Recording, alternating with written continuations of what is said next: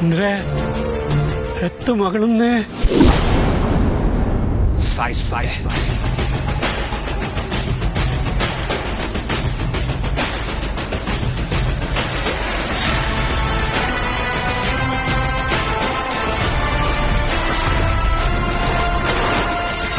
ಕಾನೂನಿನ ದೃಷ್ಟಿಯಲ್ಲಿ ನಾನೊಬ್ಬ ಕೊಲೆಗಾರ. ಆದರೆ ನಾನು ಮಾಡಿದ್ದು ಸರಿ ಅಂತ ನನ್ನ ಆತ್ಮಸಾಕ್ಷಿ ಗೊತ್ತಿತ್ತು. ಆದರೆ ಅದಕ್ಕೆ ಬೆಲೆ ಇಲ್ವಲ್ಲ. 14 ವರ್ಷ ಜೈಲು ಶಿಕ್ಷೆ ಅನುಭವಿಸುತ್ತೆ. ಮತ್ತೆ ಈ ಕೆಟ್ಟ ಪ್ರಪಂಚಕ್ಕೆ ಕಾಲಿಟ್ಟೆ. ನನ್ನವರು ಅಂತ ಯಾರೂ ಇರಲಿಲ್ಲ. ಪರಿಚಯದವರಂತೂ ಪಕ್ಕಕ್ಕೆ ಸೇರಿಸಿದ್ರು. ನೆಂಟರಂತೂ ಮುಖಾನೇ ನೋಡಿ. ಆತ್ಮಹತ್ಯೆ ಮಾಡ್ಕೊಳ್ಳೋದೆ ಸೇಫ್ ಅನ್ನಿಸ್ತು. ನನ್ನ ಮಗಳನ್ನ ನಾನು ಕೊಂದ ಹಾಗೆ ನನ್ನನ್ನು ಯಾರಾದರೂ ಕೊಲ್ಲೋವರೆಗೂ ಅಥವಾ ಹಾರ್ಟ್ ಫೇಲ್ ಆಗಿ ಹೊಗೆ ಹಾಕ್ಸ್ಕೊಳ್ಳೋವರೆಗೂ ಸಾಯಬಾರ್ದು ಅಂತ ನಿರ್ಧಾರ ಮಾಡಿದೆ. 3 ಹೊತ್ತಿನ ಹೊಟ್ಟೆ ಪಾಡ್ಗೋಸ್ಕರ ಅವರಿವ್ರ ಹತ್ರ ಕೂಲಿನಾಲಿ ಮಾಡಿದೆ. ಕೊನೆಗೆ ನನ್ನ ಕಾಲ ಮೇಲೆ ನಾನೇ ನಿಂತ್ಕೋಬೇಕು ಅಂತ ತೀರ್ಮಾನ ಮಾಡಿ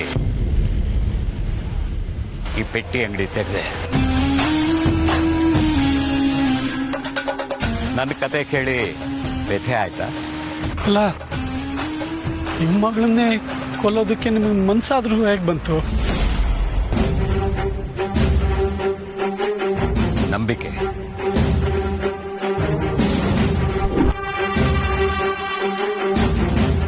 ಪ್ರಪಂಚದಲ್ಲಿ ನಂಬಿಕೆ ಅನ್ನೋದಕ್ಕೆ ತುಂಬಾ ತೂಕ ಇದೆ.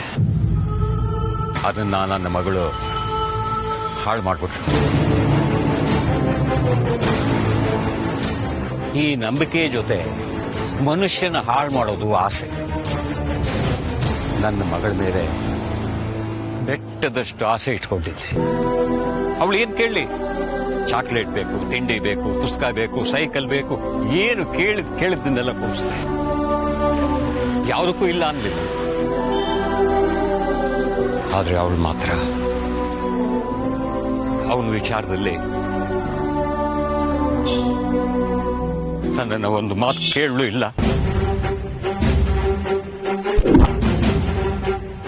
ಅಪ್ಪನ ಬೆಚ್ಚಗಿನ ಹೃದಯದಿಂದ ಇನ್ನೊಬ್ಬನ ಪ್ರೀತಿಯ ಹೃದಯಕ್ಕೆ ಅವಳು ಜಾರಿಬಿದ್ಲು. ಮನಸ್ಸಿಗೆ ತುಂಬಾ ಭಾರ ಅನ್ನಿಸ್ತು. ಇವಳು ನನ್ನ ಪ್ರೀತಿಗೆ, ನನ್ನ ನಂಬಿಕೆಗೆ ಅರ್ಹಳಲ್ಲ ಅಂತ ಅನ್ಸಿ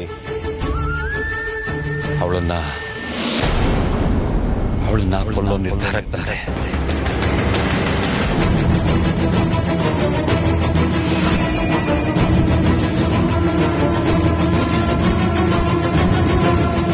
ನಿನ್ನ ಮುಖ ಬೆವರ್ತಿದೆ. ಅದನ್ನು ಒರೆಸ್ಕೋಬೇಕೋ ಉಳಿಸ್ಕೋಬೇಕು ಅಂತ ಒದ್ದಾಡ್ತಾ ಇದ್ದೀಯ. ನಾನು ನಿನಗೆ ಪ್ರಶ್ನೆನೂ ಕೇಳೋದಿಲ್ಲ, ಉತ್ತರನೂ ಹೇಳೋದಿಲ್ಲ. ನನ್ನ ಜೀವನದಲ್ಲಿ ನಡೆದ ಘಟನೆಯ ಒಂದು ಉದಾಹರಣೆಯನ್ನು ನೀನು ಹೇಳಿದೆ.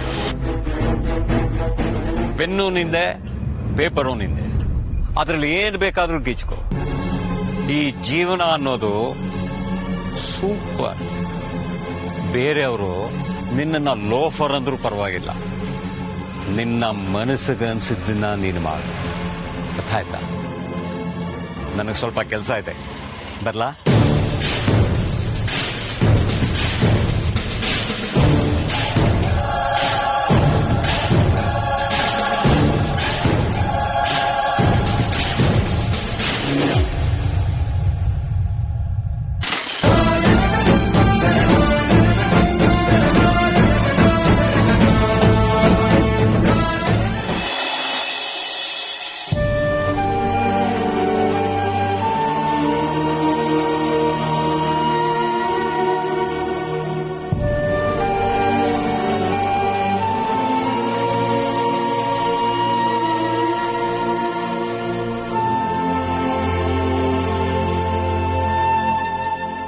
ನಿನ್ನ ಮಗಳನ್ನ ಒಂದು ತಡ ಸೇರ್ಸೋಣ ಅಂದ್ರೆ ತನ್ನ ಬುಡಕ್ಕೆ ಕೊಳ್ಳಿ ಇಡ್ತಿದ್ದಾಳೆ. ಪ್ರೀತಿ ಅನ್ನೋ ಹೆಸರಲ್ಲಿ ಅಖಿಲಮ್ಮನವ್ರಿಗೆ ದ್ರೋಹ ಬಗೆತಿದ್ದಾಳೆ ಲಕ್ಷ್ಮಿ. ಒಡ ಹುಟ್ಟಿದ ಅಕ್ಕನ ಹಾಗೆ ಅವರು ನನ್ನ ಕಾಲು ಹಿಡಿದು ಆರೈಕೆ ಮಾಡಿದಾಗ್ಲೂ ನಾನು ಅವ್ರ ಮನೆ ಕೆಲಸದವನು ಅಂತ ಮಾತ್ರ ನನ್ನ ಮನಸ್ಸಲ್ಲಿತ್ತು.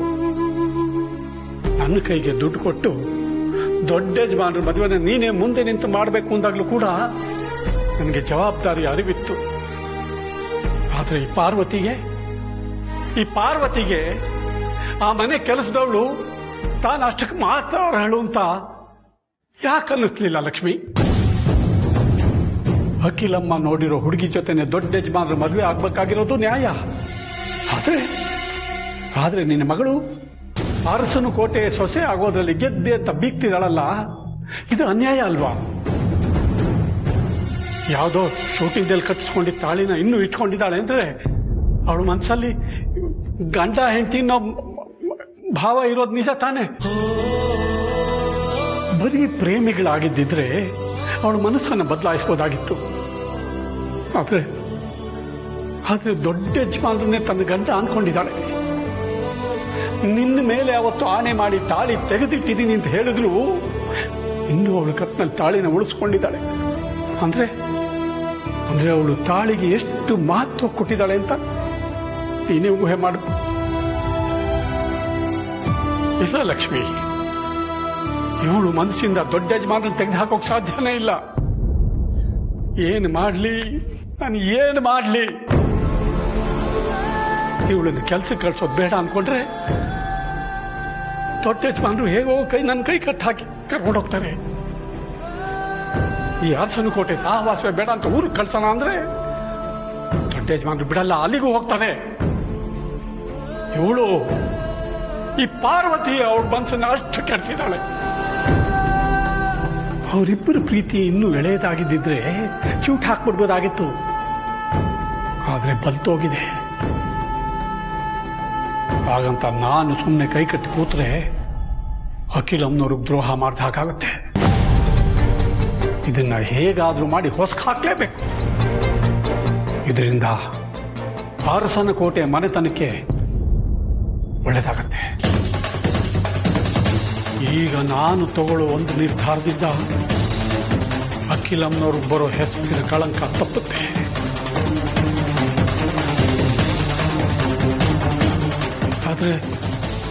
ಆದ್ರೆ ಏನ್ ನಿರ್ಧಾರ ತಗೊಳ್ಳೋದು?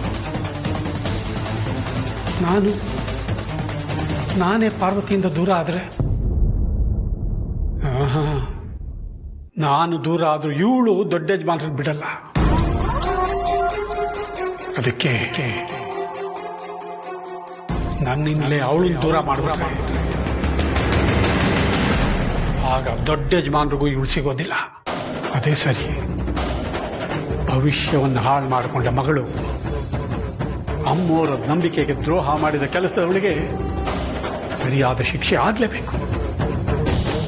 ಮಗಳ ಪ್ರೀತಿಗಿಂತ ಅಮ್ಮೋರ ನಂಬಿಕೆ ಮುಖ್ಯ. ಅವರು ನಮಗೆಲ್ಲ ಅನ್ನ ಹಾಕಿ ಸಾಕಿದ ದೇವರು. ಆ ದೇವರಿಗೆ ನಾವು ನಂಬಿಕೆ ದ್ರೋಹ ಮಾಡೋದುಂಟಾ? ಇಲ್ಲ, ಖಂಡಿತ ಇಲ್ಲ.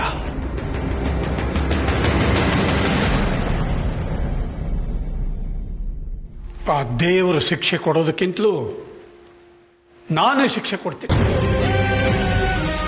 ನನ್ನ ಮನಸ್ಸಿನ ತೀರ್ಮಾನ ಏನು ಅಂತ ನಿನಗೆ ಗೊತ್ತಾಯ್ತಲ್ವಾ ಲಕ್ಷ್ಮಿ? ಬೇರೆ ದಾರಿ ಇಲ್ಲ ನನಗೆ.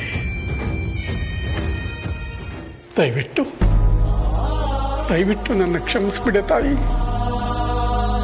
ಲಕ್ಷ್ಮಿ, ಕ್ಷಮಿಸ್ಬಿಡಮ್ಮ.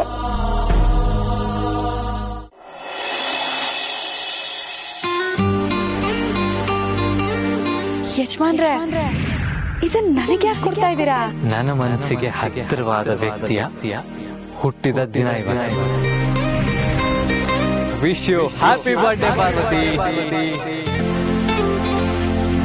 ಈ ನಿನ್ನ ಮುಖದಲ್ಲಿ ಮಗಳ ನಗೆ ಬಂದ್ರೆ ಹುಣ್ಣಿಮೆ ದಿನ ಬರೋ ಪೂರ್ಣಚಂದ್ರನ್ ತರ ಈ ಹುಟ್ಟಿದಬ್ಬ ಪರಿಪೂರ್ಣ ಆಗುತ್ತೆ.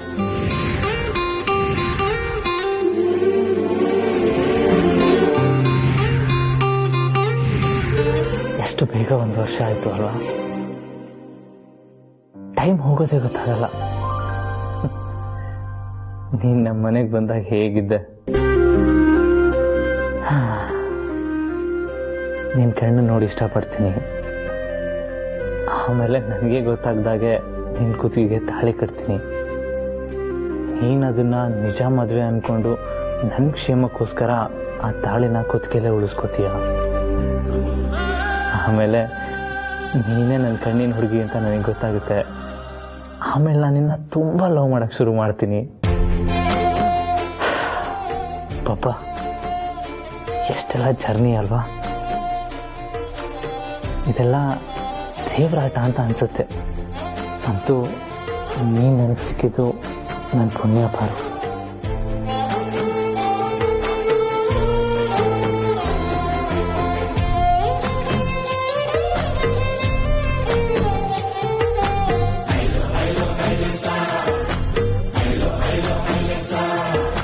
ಕಳೆದ ವರ್ಷದ ಬರ್ಡೇಲಿ ನೀನು ನನ್ನ ಬೆಸ್ಟ್ ಫ್ರೆಂಡ್ ಆಗಿದ್ದೆ.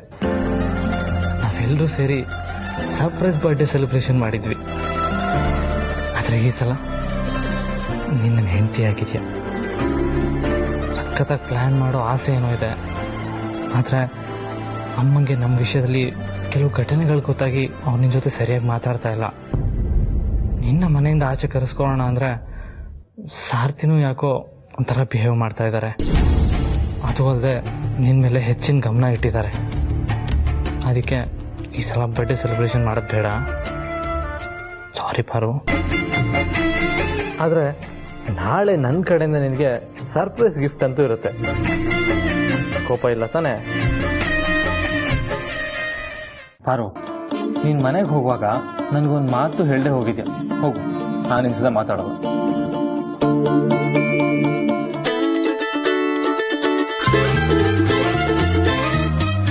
ಪಾರು, ನಿನಗೆ 100 ವರ್ಷ ಆಯಸ್ಸು.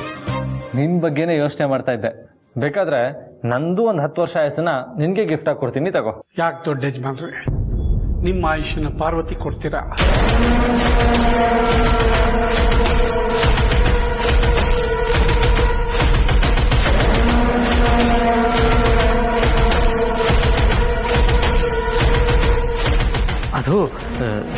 ಅದು ಸತಿ, ನಾನು ಯಾಕೆ ಹಾಗಂದ್ರೆ ಅಂದ್ರೆ ನನಗೆಲ್ಲ ಗೊತ್ತು.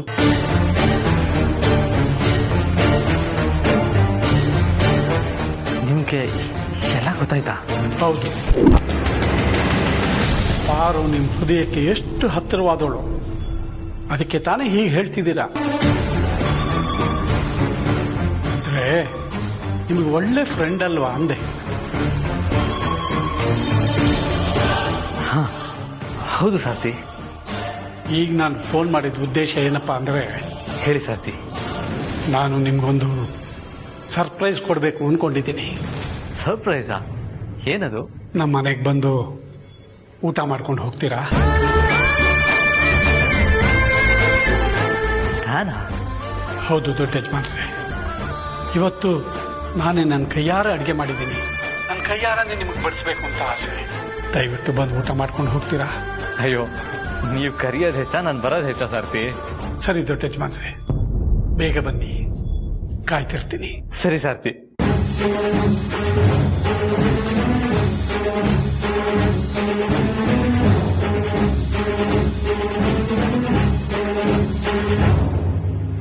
ಬನ್ನಿ ಬನ್ನಿ ಬನ್ನಿ ಅಪ್ಪ. ಯಾಕೋ ಹೀಗೆ ನೋಡ್ಕೊಂಡು ಬರ್ತಾ ಇದೆಯಾ? ಏನು ಇಷ್ಟೊಂದು ಖುಷಿಯಾಗಿದೆ? ಏನು ವಿಷಯ? ಏನು ಯಾವ್ದಾದ್ರು $1 ಬಿಲಿಯನ್ ಪ್ರಾಜೆಕ್ಟ್ ಓಕೆ ಆಯ್ತಾ ಹೇಗೆ? ಮತ್ತೆ ಒಲಿಂಪಿಕ್ಸ್ ಅಲ್ಲಿ ಗೋಲ್ಡ್ ಗೆದ್ದಿರೋಷ್ಟು ಖುಷಿ ಪಡ್ತಿದ್ಯಾ? ರೀತು, ಒಲಿಂಪಿಕ್ ಅಲ್ಲಿ ಗೋಲ್ಡ್ ಮೆಡಲ್ ಗೆದ್ದಷ್ಟೇ ಅಂತ ಖುಷಿ ಆಗ್ತಾ ಇದೆ. ಏನ್ ಹೇಳ್ತಿದ್ಯಾ? ಬರೀ ಫಿಲ್ಮ್ ಟ್ರೇಲರ್ ತೋರಿಸ್ತಿದ್ಯಲ್ಲ, ವಿಷಯಕ್ ಬಾ. ಅಪ್ಪ, ನನಗೆ ಸಾರಥಿ ಫೋನ್ ಮಾಡಿದ್ರು. ಹೌದಾ? ಏನಂತೆ? ನನ್ನ ಊಟಕ್ಕೆ ಕರೆದಿದ್ದಾರೆ. ಏನ್ ಬ್ರೋ ನೀನು ಮದ್ವೆಗೆ ಒಪ್ಕೊಂಡ್ರು ಅನ್ನೋ ರೇಂಜ್ ಬಿಲ್ಡಪ್ ಕೊಟ್ಟಿಯಲ್ಲ. ಪ್ರೀತು, ಸುಮ್ನಿರ, ರೇಗಿಸ್ಬೇಡ. ಪಾಪ ಅವನಿಗೆ ಅವನ್ ಮಾವ ಅವನ್ ಪ್ರೀತಿನ ಒಪ್ಕೊಂಡಷ್ಟೇ ಸಂತೋಷ ಆಗ್ತಿದೆ. ಹೌದಪ್ಪ, ಫಾರ್ ದ ಫಸ್ಟ್ ಟೈಮ್ ನಮ್ಮ ಮಾವ ನನಗೆ ಕಾಲ್ ಮಾಡಿ ಹೃದಯಕ್ಕೆ ಹತ್ರ ಆಗಿರೋರ್ನ ಮಾತ್ರ ಕರಿತಾ ಇದ್ದೀನಿ, ಮರಿದೆ ಊಟಕ್ಕೆ ಬನ್ನಿ ಅಂತ ಹೇಳಿದ್ರು. ಹಾಗಾದ್ರೆ ನಿನ್ ಲವ್ ಬಗ್ಗೆ ಗೊತ್ತಾಗಿರ್ಬೋದಾ? ಗೊತ್ತಿಲ್ಲ. ಹಾ, ಇವತ್ತು ಹಬ್ಬ ಅಲ್ವಾ, ಅದಕ್ಕೆ ಊಟಕ್ಕೆ ಕರೆದಿರ್ಬೋದಾ? ಅಪ್ಪ, ಹಬ್ಬದಲ್ಲಿ ನಮ್ಮನೆಗೆ ತಾನೇ ಊಟಕ್ಕೆ ಬರ್ತಾರೆ, ಅವ್ರ ಮನೆಗೆ ಯಾಕೆ ಕರೀತಾರೆ ಹೇಳಿ? ಕರೆಕ್ಟ್. ಬ್ರೋ, ನಾಳೆ ಅದಕ್ಕೆ ಬರ್ಡೇ. ಅದಕ್ಕೆ ಊಟಕ್ಕೆ ಕರೆದಿರ್ಬೋದಾ? ಪ್ರೀತು, ಪ್ರತಿ ವರ್ಷ ಬರ್ತ್ಡೇ ಕರೀದೇ ಇರೋನು ಈ ವರ್ಷ ಯಾಕೆ ಕರೀತಾನೆ ಹೇಳೋ? Point to be noted your honour. ಆದ್ರೂ ಈ ಸಾರಥಿ ವಿಷಯದಲ್ಲಿ ಕ್ಲಾರಿಟಿನೇ ಸಿಗ್ತಿಲ್ಲ. ನಿನ್ನೆ ತಲೆ ಸುತ್ತ ಬಿದ್ದಾಗ ಬ್ರೋ ಮತ್ತೆ ಅದಕ್ಕೆ ತುಳಸಿ ಕಟ್ಟೆ ಸುತ್ತೋದು ನೋಡಿ ತಲೆ ಸುತ್ತ ಬಿದ್ರು ಅಂತ ಅನ್ಕೊಂಡ್ವಿ. ಆಮೇಲೆ ಇಲ್ಲ ಅಂತ ನಾವೇ ಡಿಸೈಡ್ ಆದ್ವಿ. ಇವಾಗ ನೋಡಿದ್ರೆ ಯಾವತ್ತೂ ಮನೆ ಕರೀದಿರೋ ಸಾರಥಿ ಬ್ರೋನ ಮನೆಗೆ ಊಟಕ್ಕೆ ಕರೆದಿದ್ದಾರೆ. ಏನಿರ್ಬೋದು ಇದರ ಅರ್ಥ? ಬ್ರೋ, ಏನಾದ್ರೂ ನಿಮ್ ಪ್ರೀತಿ ವಿಷಯ ಗೊತ್ತಾಗಿ ಅದಕ್ಕೆ ಒಪ್ಪಿಗೆ ಕೊಡಕ್ಕೆ ಅಂತ ಏನಾದ್ರೂ ಕರೆದಿರ್ಬೋದಾ ಅಂತ. ಇಲ್ಲ ಪ್ರೀತು, ಹಾಗಾಗಿರಕ್ ಸಾಧ್ಯ ಇಲ್ಲ ಅನ್ಸುತ್ತೆ. ಯಾಕಂದ್ರೆ ನಮ್ಗೆ ಗೊತ್ತು, ಹನುಮಂತು ಪ್ರಕಾರ ಈ ಮನೆಗೆ ಪಾರ್ವತಿ ಅಲ್ಲ ಯಾಮಿನೇ ತಕ್ಕ ಸೊಸೆ ಅಂತ. ಯೋಚನೆ ಮಾಡಿ ಮಾಡಿ ನನ್ನ ತಲೆ ಚಿಟ್ಟಿಡಿತಾ ಇದೆ. ಏನಕ್ಕೆ ಕರೆದಿರ್ಬೋದು? ಅಲ್ಲ, ಇದನ್ನ ಕೇಳೋಣ ಅಂತ ಪಾರ್ವತಿ ಕಾಲ್ ಮಾಡೋಣ ಅಂದ್ರೆ ಸಾರ್ಥಿ ಇವಾಗ ಪಾರ್ವತಿ ಫೋನಿಂದಾನೇ ಕಾಲ್ ಮಾಡಿದ್ರು. ಇವಾಗ ಮತ್ತೆ ಕಾಲ್ ಮಾಡಿದ್ರೆ ಅವರೇ ರಿಸೀವ್ ಮಾಡ್ತಾರೆ. ಏನು ಅಂತ ಹೇಗೆ ಕಂಡು ಹಿಡಿಯೋದೀಗ? ಹೋದ್ರೆ ತನಪ ಗೊತ್ತಾಗೋದು. ಒಂದಂತೂ ಸತ್ಯ, ಏನೋ ಒಂದು ವಿಷಯ ಇಲ್ಲದೆ ಹನುಮಂತು ಊಟಕ್ಕೆ ಕರೆಯೋದಿಲ್ಲ. ಯಾಕೆ ಯೋಚನೆ ಮಾಡ್ತೀಯಾ? ಹೋಗು, ಎಲ್ರ ಜೊತೆ ಕೂತ್ಕೊಂಡು ಬೆರೆತು ಆರಾಮಾಗಿ ಊಟ ಮಾಡಿ ಖುಷಿಯಾಗಿ ಬಾ. ಸರಿಯಪ್ಪ. ಬ್ರೋ, ಫಾರಿನ್ಗೆ ಹೋಗಿ ಸೆಟ್ಲ್ ಆಗೋ ತರ ನಿಮ್ಮ ಮಾವನ ಮನೇಲಿ ಸೆಟ್ಲ್ ಆಗ್ಬೇಡ. ತಾಯಿನಾಡಿಗೆ ವಾಪಸ್ ಬೇಗ ಬಾ.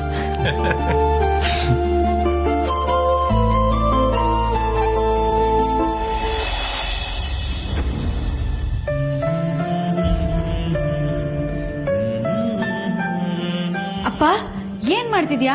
ಅಡ್ಗೆ ಮಾಡೋದಕ್ಕೆ ನಾನಿಲ್ವಾ? ಬಾ ಈ ಕಡೆ. ಬೇಡಮ್ಮ, ಇವಾಗ ನೀನು ಅಡಿಗೆ ಮಾಡೋದು ಬೇಡ. ಯಾಕಪ್ಪ? ನಾನೇ ನನ್ನ ಕೈಯಾರ ಅಡಿಗೆ ಮಾಡಿ ಬಡಿಸ್ತೀನಿ.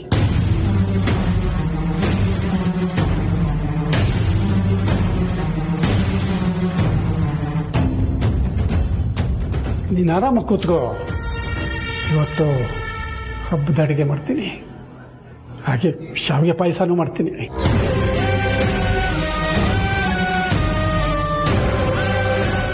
ಶಾವಿಗೆ ಪಾಯಸನ? ಯಜಮಾನ್ರಿಗೆ ಇಷ್ಟ ಆಗಿರೋ ಶಾವಿಗೆ ಪಾಯಸ ಮಾಡ್ತೀನಿ ಅಂತಿದಾರಂದ್ರೆ ಅಪ್ಪಂಗೇನಾದ್ರೂ ನಮ್ಮಿಬ್ರು ಪ್ರೀತಿ ವಿಷಯ ಗೊತ್ತಾಗಿರ್ಬೋದಾ? ಶಾವಿಗೆ ಪಾಯಸ ಅಂದ್ರೆ ನಿಮ್ಮ ಯಜಮಾನ್ರಿಗೆ ಇಷ್ಟ ಅಲ್ವಾ?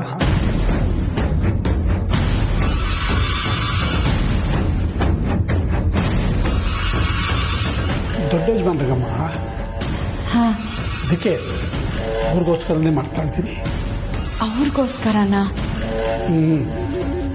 ದೊಡ್ಡ ಯಜಮಾನ್ರನ್ನ ಊಟಕ್ಕೆ ಬರಕ್ಕೆ ಹೇಳಿದ್ದೀನಿ.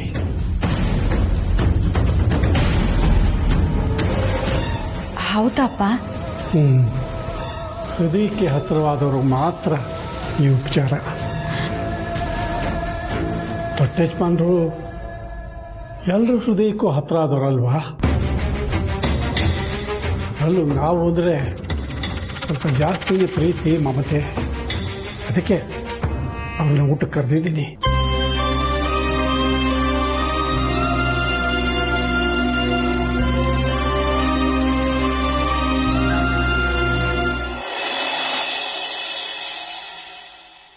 ಬನ್ನಿ ಬಾ, ಬನ್ನಿ.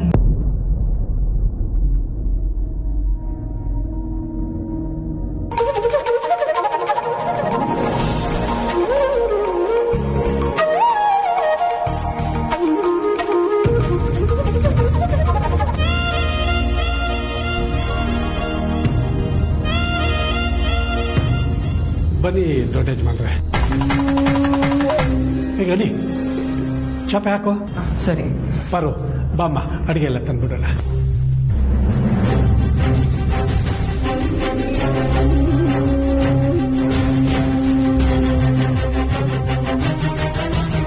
ಕೂತ್ಕೊಳ್ಳಿ ದೊಡ್ಡ ಯಜಮಾನ್ರೆ, ಕೂತ್ಕೊಳ್ಳಿ.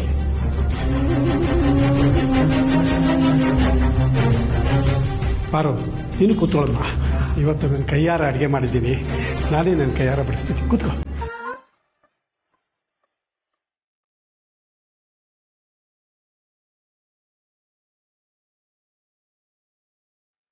ಅರೆ, ಯಾಕಮ್ಮ ದೂರ ಕೂತ್ಕೋತೀಯಾ? ಯಜಮಾನ ಪಕ್ಕನೆ ಕೂತ್ಕೋ.